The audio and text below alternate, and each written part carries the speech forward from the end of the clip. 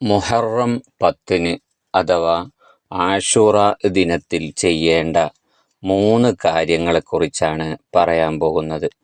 1. നോമ്പ് നോൽക്കുക എന്നതാണ്.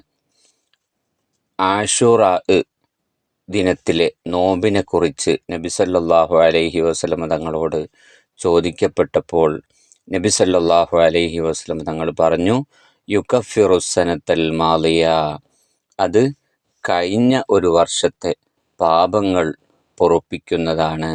അപ്പോൾ ആഷൂറയിലെ നോമ്പ്, മുഹറം 10 നോമ്പ് ഒരാൾ നോറ്റാൽ അയാളുടെ അല്ലെങ്കിൽ അവളുടെ കഴിഞ്ഞ ഒരു വർഷത്തെ ചെറിയ പാപങ്ങൾ അല്ലാഹു തആല പുറത്തു കൊടുക്കും എന്ന്. അപ്പോൾ ചെറിയ പാപങ്ങൾ പൊറുക്കാൻ കാരണമാണെന്ത്? മുഹറം 10 നോമ്പ് എന്ന് നമ്മൾ മനസ്സിലാക്കേണ്ടതുണ്ട്. അപ്പോൾ എല്ലാവരും മുഹറം 10 നോമ്പ് നോൽക്കണം. നമ്മുടെ മക്കളെയും നോൽപ്പിക്കേണ്ടതുണ്ട്. മുഹറം 9 നോമ്പും നബി സല്ലല്ലാഹു അലൈഹി വസല്ലം തങ്ങൾ പറഞ്ഞു, അടുത്ത വർഷം ഞാൻ ജീവിച്ചിരിപ്പുണ്ടെങ്കിൽ ഞാൻ മുഹറം 9 നോമ്പ് നോൽക്കും എന്ന്.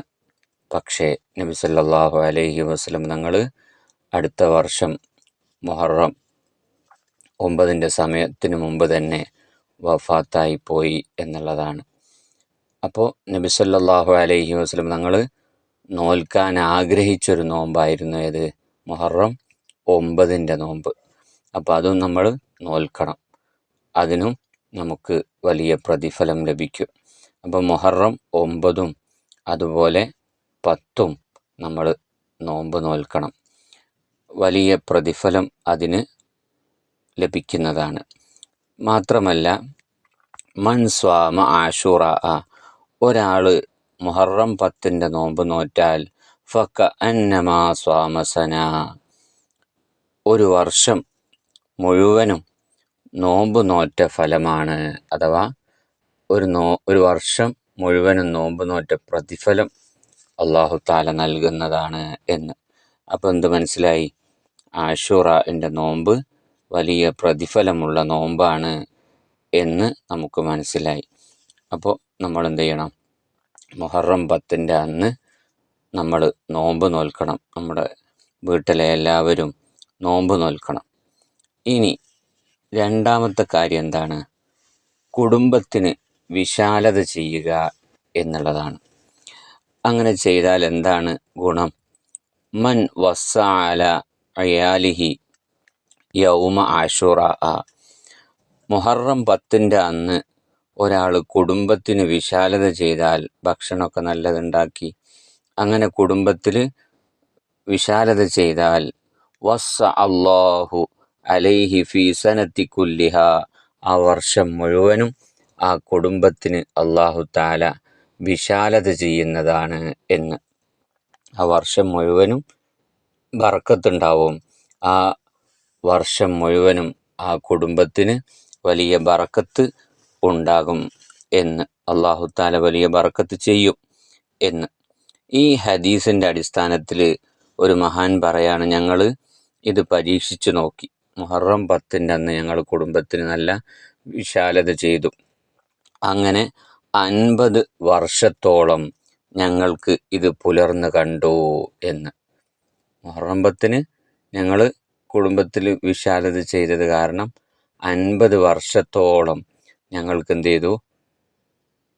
നല്ല ബറക്കത്ത് വീട്ടിലുണ്ടായി, കുടുംബത്തിലുണ്ടായി എന്ന് ഒരു മഹാൻ പറയുകയാണ്. അപ്പോൾ ഈ ഹദീസ് ഫലമുള്ളതാണ്. ഇങ്ങനെ നമ്മൾ ചെയ്താൽ നമ്മളെ കുടുംബത്തിലും ഫലമുണ്ടാകും എന്ന് നമ്മൾ മനസ്സിലാക്കേണ്ടതുണ്ട്. അതാണ് രണ്ടാമത്തെ കാര്യം. അപ്പോൾ കുടുംബത്തിൽ മുഹറം 10 അന്ന് നമ്മൾ എന്ത് ചെയ്യണം?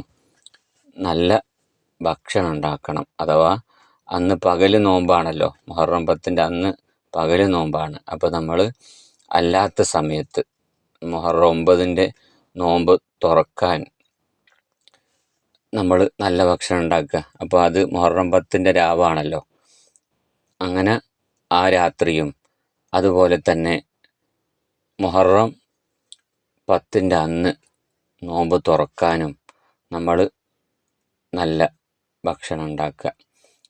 അഥവാ സാധാരണയിൽ വ്യത്യസ്തമായി നല്ല ഭക്ഷണം ഉണ്ടാക്കുക, സ്പെഷ്യൽ ആയിട്ട് എന്തെങ്കിലുമൊക്കെ ഉണ്ടാക്കുക.